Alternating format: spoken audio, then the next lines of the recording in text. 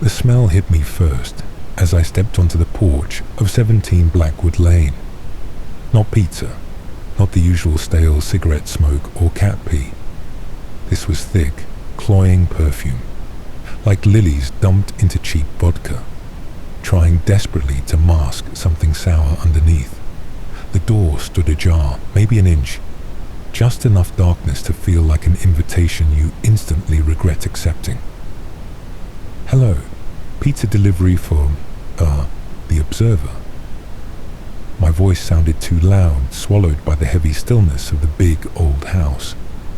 No lights on inside, just the dying afternoon sun slanting through the grimy bay window, catching dust motes dancing in the gloom. "Anyone home?" Silence, the kind that presses on your eardrums. My knuckles hovered near the peeling wood, ready to knock again, but the open door felt like a dare. Stupid, Ben. Really stupid. But the order was paid in cash up front, a thick wad left under the mat at the shop, and Mr. Rossi doesn't tolerate undelivered pizzas. Plus, curiosity, that itchy little traitor, was already poking me. Who calls themselves the Observer, and who leaves their front door hanging open? I nudged it wider with the edge of the pizza bag. The hinges groaned a low protest. Hello. Delivery. Nothing. Just that overpowering floral stink mixed with dust and something else, like damp earth left in a sealed jar. Stepping inside felt like walking into a forgotten museum exhibit. Grand ones. High ceilings swallowed by shadows. A chandelier draped in cobwebs hung like a fossilized jellyfish. Plush furniture shrouded in dusty white sheets, hulked like sleeping ghosts. The air was thick, cold, and still. My sneakers made no sound on the threadbare Persian rug runner. The sour note beneath the perfume was stronger here. It tickled the back of my throat, metallic and vaguely organic. My skin prickled. Every instinct screamed, leave the pizza on the hall table and run. But the weirdness rooted me.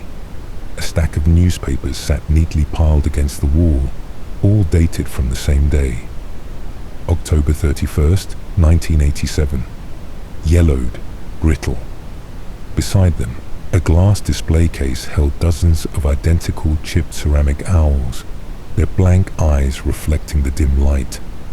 Obsessive. Weird. I moved deeper, drawn by a faint rhythmic clicking sound. The hallway opened into a large living room. More sheet-covered shapes. An old TV, a massive cathode ray tube beast, sat dark in the corner. But it was the walls that stopped me. Not wallpaper, photographs, hundreds, maybe thousands. Polaroids, grainy print, glossy stuff. They covered every inch floor to ceiling, overlapping like scales.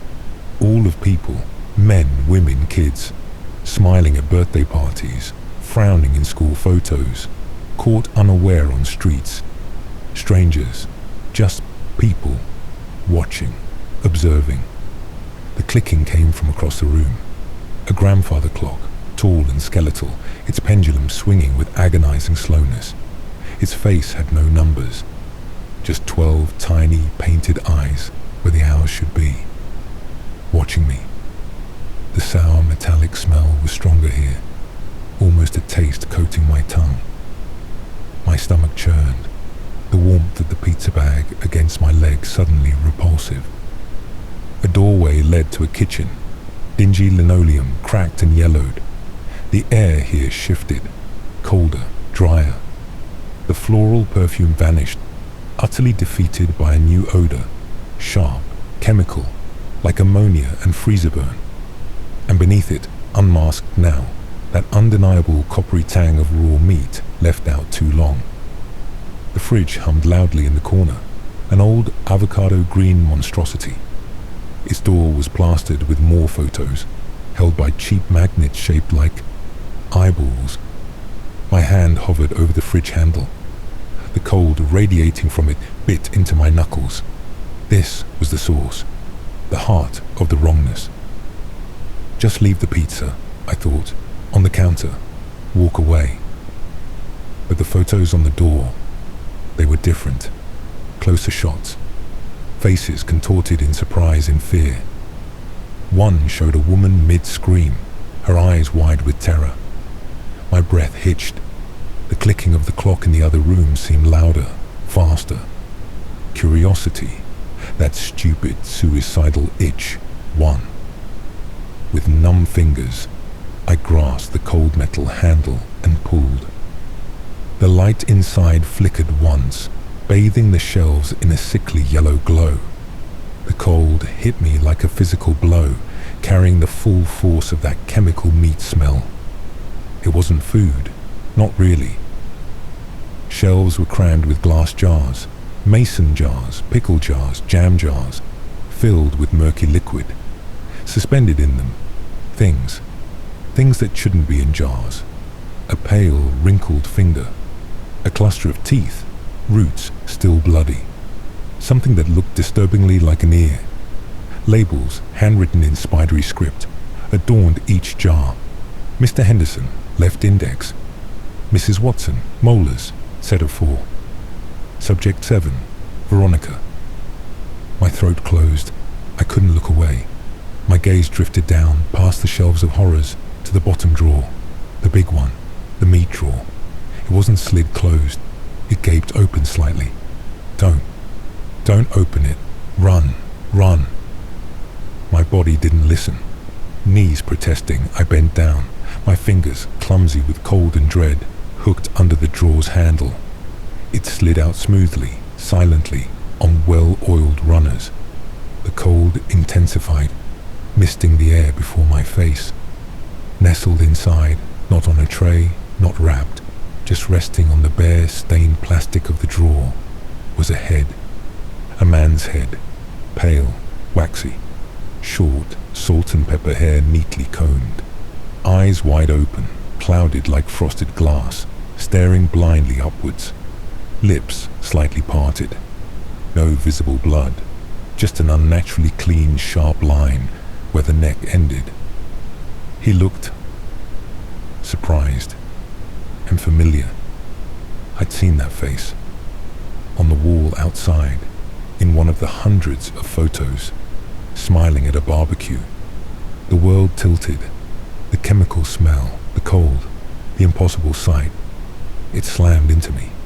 I tasted bile, hot and sour. My legs trembled. I needed to move, to scream, to vomit, but I was frozen, locked in that icy stare from the drawer. Then a voice, from directly behind me, close, too close, warm, almost cheerful. Are you hungry?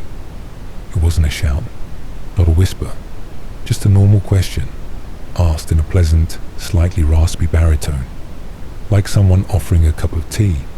The sheer, jarring normalcy of it, in this house of eyes and jars and severed heads, was the most horrifying thing yet. The warmth of the pizza bag still pressed against my leg.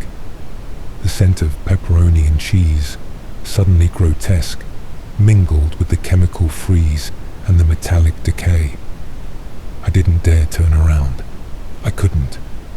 All I could see was the head in the fridge, its frosted eyes seeming to hold a terrible, silent plea. And all I could feel was the presence at my back, waiting for an answer.